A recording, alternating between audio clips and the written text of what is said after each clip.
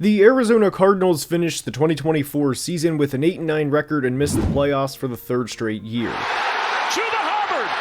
dancing into the end zone. Cardinals eliminated from the playoffs. It was an up and down year for the Cardinals, as they were 6-4 entering their Week 11 bye with a legitimate chance to win the division. They had 5 division games in their remaining 7, and the path to the postseason was right in front of them. But unfortunately, they lost 5 of their remaining 7 games, as they would go just 1-4 in those 5 remaining division games, with the lone win in this span coming over the 49ers in Week 18 in a game that was started by Josh Dobbs. And there is McBride all alone. And I think the final 7-game span was a good way to describe the 2024 Cardinals season, not capitalizing on the opportunity when it was there. Whether it was getting swept by the Seahawks in 2 of their first 3 games off of the bye, or blowing a 13-point second-half lead to the Vikings, sandwiched between the Seahawks' losses, or losing to the Panthers in overtime on the road in a game where they allowed over 240 yards rushing, you get the point. They had every opportunity to get to the postseason, yet fell short. But the Arizona Cardinals were very active this offseason. They improved the roster significantly, and despite just missing the playoffs last year,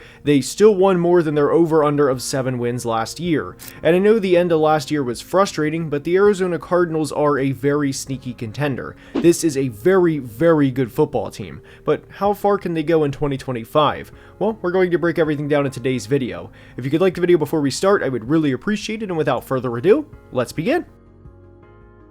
And we are starting today's video by discussing who the Cardinals brought in and who they lost this offseason and what their priorities were to get better as a team. And when discussing the Cardinals' priorities this offseason, it starts with the philosophy that Jonathan Gannon and Monty Ossenfort have been striving towards over the past couple of years. And that is to be a team that runs the football well and gets after the quarterback on the defensive side of the football. They want to be the more physical and tough team, and with both West divisions, the AFC and NFC West, there's a lot of teams that are very similar. The Chargers, Seahawks, Raiders, and Cardinals more or less all want to do the same thing, just with a few different spices and ingredients here and there. And I know the Cardinals in theory overachieved last year by winning more games than they were projected, but I would argue it was a disappointing season for Arizona based on how their season ended. The playoffs were right in front of them, and they lost 5 of their final 7 games, 4 of which were in the division. They also finished 25th in yards per carry allowed, as well as tying for 27th in EPA per rushing play defensively.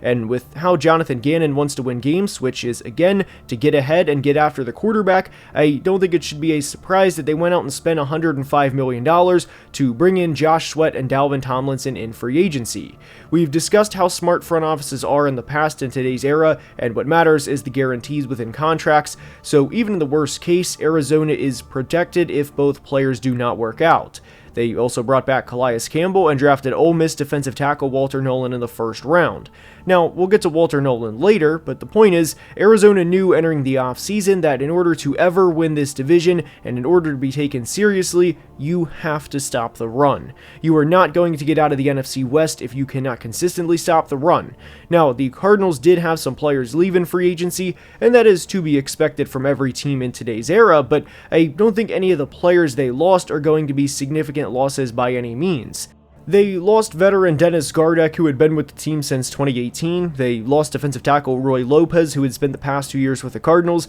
and they lost guys like Kyrie's Tonga, Naquan Jones, and Zach Pascal too. My point is, Arizona didn't lose too much in free agency, at least relative to the guys they brought in. Roy Lopez signed the biggest contract out of any of these players, and it was only a 1-year, $3.5 million deal. And if that's all you lose in free agency, you're doing a pretty good job running the football team. I think it is worth noting linebacker Kaiser White and guard Will Hernandez are technically still free agents at the time of this video release. The Cardinals could not get after the quarterback last year, and to bring in both Josh Sweat and Walter Nolan in one offseason is a sign they are going in the right direction. And whenever Monty Ossenfort and Jonathan Gannon took over a couple of years ago, you knew it was going to be a long-term rebuild and that it was not going to be an overnight fix. But credit to Ossenfort with the way he has constructed his roster at this point, as the Cardinals only have $7.4 million in dead cap money entering 2025, which ranks 30th in the NFL. There's teams that go into every year, or attempt to go in, and have 40, 50, 60, or 70 million in dead cap money, and think they are legitimately competing for a Super Bowl, and obviously that limits what they're going to be able to do when free agency rolls around. But the Cardinals have taken a lot of steps in the right direction over the past few years, and I thought they did a good job of supplementing their roster roster through free agency this offseason. Now, for the defensive side of the football, I think this will be a unit that has a solid base with a lot more potential than the national media realizes. The Cardinals don't really get a lot of love nationally as it is, and especially their defense, but I like where this unit is headed and where the vision of this team is for that matter too. But when you look at how teams are constructed, a lot of the time head coaches build their teams very similar to where they previously coached, and there's a reason for that. Whenever a new coordinator is becoming a head coach, it's because they have had a lot of success and are now receiving a promotion. They work hand in hand with the previous head coach, and a lot of the time their vision aligns. And the reason we bring this up is because Jonathan Gannon came from Philly, and the 2022 Eagles were built on pass rush, and the Cardinals traded for Baron Browning during the middle of the 2024 season, and Browning was solid for the Cardinals when he played last year. I was also really high on 2023 second round pick BJ Ojulari, and unfortunately he tore his ACL in August of 2024, and his second season was over before it started. But now that we're entering 2025, the Cardinals have guys like Josh Sweat, Baron Browning, BJ Ojulari, second-year player Darius Robinson, and rookie Walter Nolan to get after the quarterback. It was critical the Cardinals signed a big run-stuffing defensive tackle like Dalvin Tomlinson, while getting better at what Gannon wants to do defensively, which is have multiple pass rushers be able to win and consistently win. But one of the biggest things for the Cardinals this offseason was raising the floor of the run defense to the point where they can consistently get in 3rd and 6s and 3rd and 7s and be able to use all of those guys to get home when it matters. I do have a few concerns with the Cardinals defense this year, most notably with Justin Jones and Akeem Davis-Gaither, as I never liked the Justin Jones signing to begin with, as I thought he was overpaid for who he is as a player, and unfortunately he suffered a season-ending injury for the Cardinals last year, and I also think Akeem Davis-Gaither is a placeholder for the time being before Arizona finds a true long-term solution at the middle linebacker position. But if those guys can play at or close to an average level, then I do think this front seven will be good enough to more than keep Arizona in every game. I think Josh Sweat is a really solid player, but I don't think he's an elite player, and I don't know many who do. But with where this defense is, they should have multiple guys have 40-plus pressures for them this year, which would be a huge step up from the 0 players they had with 40 pressures last year. And obviously in turn, that will help out the secondary, that is of course led by the 7-time Pro Bowler Budda Baker. Overall, the secondary was pretty healthy last year, and we obviously hope that continues in 2025, but this unit is not bad. I do think when we talk about complementary football that this especially applies to a team like the Arizona Cardinals, who could not rush the passer last year. I think corner Garrett Williams is a pretty underrated player, and I hope Will Johnson works out, because if he does, then we have a really good secondary here of Will Johnson, Budda Baker, even Jalen Thompson, who has quietly become a really solid player for the Cardinals since being a UDFA back in 2019, and of course Garrett Williams. My biggest thing with the Cardinals defense this year is being able to consistently get home, which I believe they will be able to do, and be able to do an adequate job of stopping the run. I believe in Jonathan Gannon and Monty Ossenfort, and I believe in the team they're building, and when you look at this defense, truly what is the weak link? Are they going to be perfect? No team is. But more often than not, I'm going to bet on the Arizona Cardinals being able to do a good enough job as a unit to keep them in games and to be able to keep points off the board. And this is a very sneaky defense entering 2025.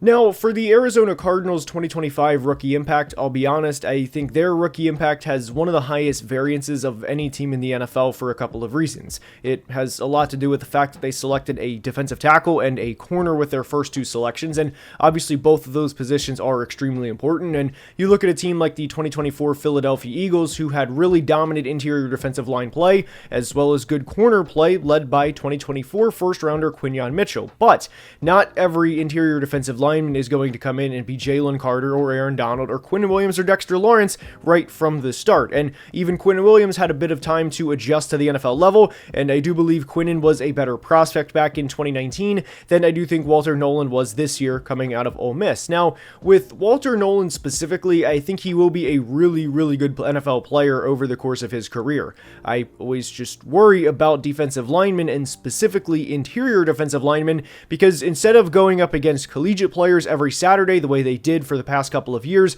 they're now going up against grown men NFL players that have been in the league for anywhere from 2, 3, 5, 6, 7 years, and obviously know all the tricks of the trade. So there typically is a transition period for defensive linemen that is a lot longer than other positions like receiver or even running back on the offensive side of the football. And obviously that same concept applies to Will Johnson, their second round pick, as defending collegiate receivers every Saturday, and guys like from Purdue or Minnesota or Wisconsin are a lot different than going up against guys like Jackson Smith-Njigba and Puka Nacua and Brandon Ayuk 6 times a year, and you get the point. So having said all of that, I do think the Cardinals have a high variance of what they could expect from their rookies this year. Now, it is absolutely worth noting that I had Walter Nolan as player 15 on my top 150 big board, and that I had Will Johnson at player 20 on my top 150 big board. In terms of value, I thought the Cardinals did a tremendous job, and especially with Will Johnson as they selected him at player 47, and the biggest thing with Will Johnson, not just in 2025, but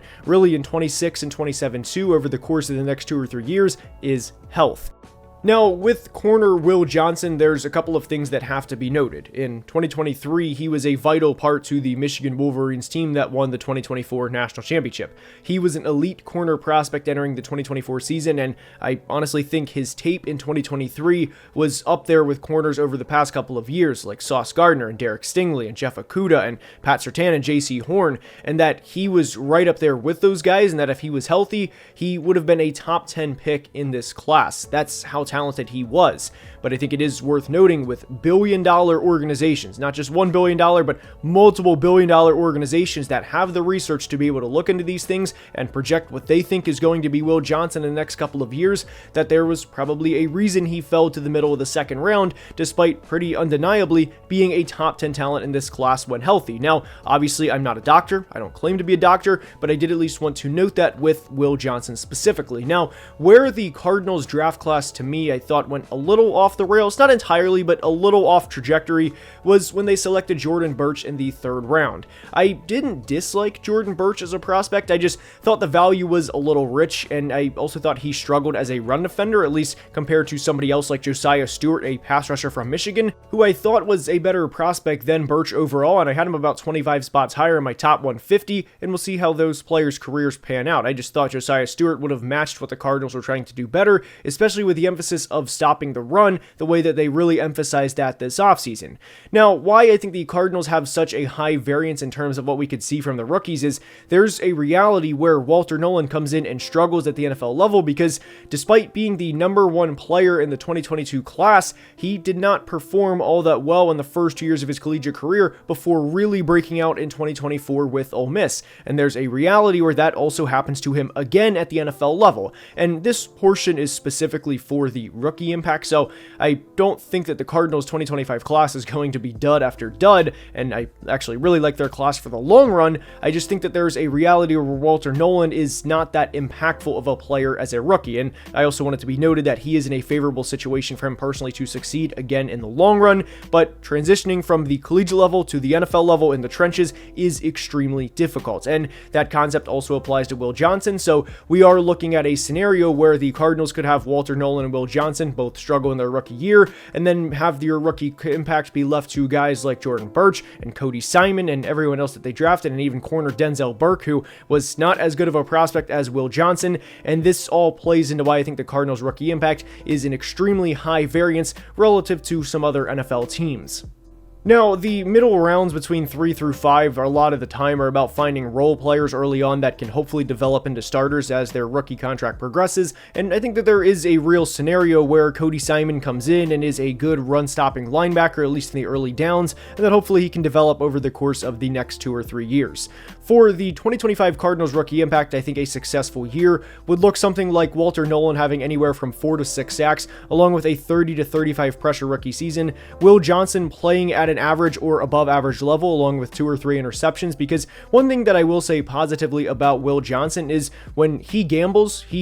correct more often than not. He did not allow a touchdown in the final 2 years of his collegiate career, and that again, his bottom line as to who he is as a player is going to come down to health, because he was a top 10 player in this class when healthy, and that's the biggest thing with him. And with Jordan Burch, again, I wouldn't expect that much with him individually in 2025, because I think he will have a very exclusive designated designated pass rushing role, and honestly, there's going to be a lot of players above him on the depth chart, so a successful season for him would probably look something like 10 to 12 pressures, maybe with a sack and a half or two, and go from there in 2026. I don't think the Cardinals' 2025 rookie impact is going to be all that much unless Will Johnson comes in and plays like the 2023 Will Johnson, but that's fine because I really like where this class's long-term vision is and what Monty Ossenfort did throughout the 25 draft. Now, with the 2025 Cardinals offense, this is a unit I'm really excited to talk about, and a unit that I think has really, really high potential entering the year. For every running back that had a great year last year, Saquon Barkley, Derrick Henry, Josh Jacobs, Bijan Robinson. Honestly, I even almost forgot about Jahmyr Gibbs to give you an idea of how many running backs had great years last year. It is not talked about, obviously, because they were an 8-9 team and that they missed the playoffs, but James Conner had over 1,500 total yards last year. The Cardinals finished 9th in rushing DVOA as a team, and with James Conner coming back, who, by the way, has had a great career revival in the desert, along with a player who I think will break out this year in second-year player Trey Benson, this is going to be a very fun offense. Obviously, the Cardinals still have Marvin Harrison Jr., Trey McBride, and of course Michael Wilson to throw the football to, but this unit is really good all around, and there's not a lot of weak links. Now, the one weak link that I will acknowledge is offensive coordinator Drew Petzing, as there's so many times where the Cardinals will find themselves in 3rd and 7 or 3rd and 8 situations that were often largely created by Drew Petzing, whether it was a screen on 1st down and a run that didn't get a lot on 2nd down or vice versa. You get the point. That is one thing that I think can hold back this offense this year, but in terms of overall talent, I really like where the 2025 Cardinals offense is, and ultimately where I think they can be by season's end. Paris Johnson is also one of not just the most underrated tackles, but one of the most underappreciated players in all of football for that matter too. If everything goes according to plan, the 2025 Cardinals offense should finish top 10 in a lot of categories and really top 12 at worst, because this is a really, really talented unit. Now, we did a video a couple of months ago at this point discussing some of my concerns with the Cardinals offense, and it revolves around the inconsistencies of quarterback Kyler Murray, and also Drew Petzing along with that too. Now, whenever you talk about either Kyler Murray or Drew Petzing, and this doesn't apply to just those two, but it applies to several other teams for that matter, usually there's one side that wants to say it is definitively either Drew Petzing's fault or it is definitively Kyler Murray's fault. And one thing that we regularly hammer home on the channel is that very rarely is it one specific individual's fault. Usually there is shared blame in pretty much everything. But one thing that cannot be disputed is how inconsistent Kyler is on a game-to-game basis. He had a great game against the Rams last year in week 2. The Cardinals put up 41 points. Kyler had just 4 incompletions and threw 3 passing touchdowns and looked like an MVP for that 60 minutes of football. But the ensuing 14 games, Kyler was not the same player. He had 13 touchdowns to just 11 interceptions, and the Cardinals did go 6-8. I don't want to get too much into the quarterback record in that discussion, but Kyler had 13 touchdowns to 11 interceptions in that 14-game span, and then finished the year with a very good game against the 49ers, in which a lot of backups played, in which Kyler threw 4 passing touchdowns. And whenever you have 7 of your 21 passing touchdowns in a week 2 game against the LA Rams, who, by the way, were a pretty injured team early in the year. Some people forget how injured the Rams were at the beginning of the year because of how their season ended. And then your week 18 game against the 49ers, who were by every definition out and had nothing to play for at that point in the year. Well, that's not really a good sign of where you are as a player, because again, Kyler can have those flashes for 60 minutes or even 2 or 3 games where he looks like a really high caliber player and a guy that belongs in those top 7 or 8 discussions, but more often than not, you get to the middle chunks of the year and Kyler shows really where he is as a player, which is between that quarterback 13 through 17, and that is one of my biggest fears for the 2025 Cardinals. But one reason I think you can legitimately buy in with the 2025 Cardinals, and by buy in I mean going to the playoffs and maybe winning a playoff game, not going to the Super Bowl, but maybe win a playoff game, is because in a lot of ways this is a now or never year for Kyler Murray. Remember, Jonathan Gannon and Monty Ossenfort inherited Kyler, and obviously he was a big lure to taking the job, but over Kyler's past 36 games, which dates back to the start of the 2022 season, he's thrown just 45 touchdowns to 23 interceptions in the 36 games games that he's played. So obviously he has not been an MVP caliber quarterback since the start of the 2022 season, and really for that matter at any point in his career. But Kyler is entering a year in his contract where it's largely going to determine whether or not the Cardinals pay Kyler in 2027 and beyond, or whether or not they kind of want to sit around the pick 16, 18, or 20 area, depending on where they're selecting in the 2026 draft, and maybe trade a 26 first and a 27 first to go up and get a quarterback in the 26 class because of how loaded that quarterback class is, with guys like Cade Klubnik, Drew Aller, Lenora Sellers, potentially Arch Manning, and you get the point. It's a very loaded class, and there's a scenario where if Kyler does not perform this year, that the Cardinals more or less try and find his replacement, and because of that, I think you can legitimately convince yourself that you're going to see the best Kyler Murray we've seen to date in 2025, especially with the supporting cast he has around him from a run game standpoint, and from a player who I think will break out this year and go for over 1,000 yards in 2024 first rounder Marvin Harrison Jr. And with Marvin Harrison Jr., this applies to kind of the world that we live in where everybody wants takes more than they ever have before, and it's really frustrating to see people say that Marvin Harrison Jr. is a draft disappointment just 1 year in, especially in a year where he had 885 yards and 8 receiving touchdowns. This was not a player that had a 350-yard rookie season and 1 or 2 touchdowns over the course of a 17-game season. There was a lot of meat left on the bone for Marvin Harrison last year, and I went through and watched every route that he ran about a month ago, and honestly rewatched a little bit for the sake of the 2025 Cardinals video, and there's absolutely no reason to think that he can't go for over 1,000 yards this year, maybe even 11 or 1,200 yards. He's a very, very talented player, and if we see Kyler Murray in a contract year get Marvin Harrison Jr. the football the way that he should, then Marvin should break out this year and be the player that he was expected to be coming out of Ohio State. For anyone who wants to dunk, yes, left hand up, I had Marvin as my number 1 player in the 2024 class. Marvin is an elite prospect. He is the best receiving prospect I've ever evaluated, and will stand by that he was the best receiver I've ever evaluated. I think it's a matter of time until he becomes a consistent 1,000-yard player, and hope that that is the start this year. Trey McBride is one of the best tight ends in football, and I'm kind of saying this in a joking way, but I do hope that he finds the end zone more this year than he did last, as that was frustrating for not just Cardinals fans, but really everyone, knowing a player as good as Trey McBride is just couldn't get into the end zone last year. That is something that I also think will change in 2025, and I wouldn't be surprised at all to see the Cardinals have a 1,000-yard rusher in either James Conner or Trey Benson, and to have not only 1 but 2 1,000-yard receivers in Trey McBride and Marvin Harrison Jr., because remember, McBride went for over 1,000 last year, James Conner went for over 1,000 last year, and like we said, Harrison Jr. had 885 yards with what I thought was a lot of meat left on the bone. Overall, this offense should be really good, and as long as there is competent play calling from Drew Petzing more often than not, and as long as Kyler can find a little bit more consistency in what some ways is kind of a contract year, but not exactly, but kind of a contract year based on whether or not the Cardinals are going to pay him in 2027 and beyond, rather than going up and getting a quarterback this year, I think there's a really good chance that the Cardinals overperform their preseason expectations and find a way into the 2025 playoffs. The biggest thing with the 2025 Cardinals is being able to win close games and to be able to get after the quarterback when it matters, which is not something they were able to do consistently in 2024. Overall, I think this is one of the most improved teams from 2024 to 2025, and I really can't wait to see how they play this year. I hope you enjoyed, and if you did, please like the video and subscribe, as only about 41% of people watching are subscribed and helps the channel tremendously. We're closing in at 200,000 subscribers, and I cannot thank you guys enough for the support, and until next time, please be safe and have a great day. Love you guys.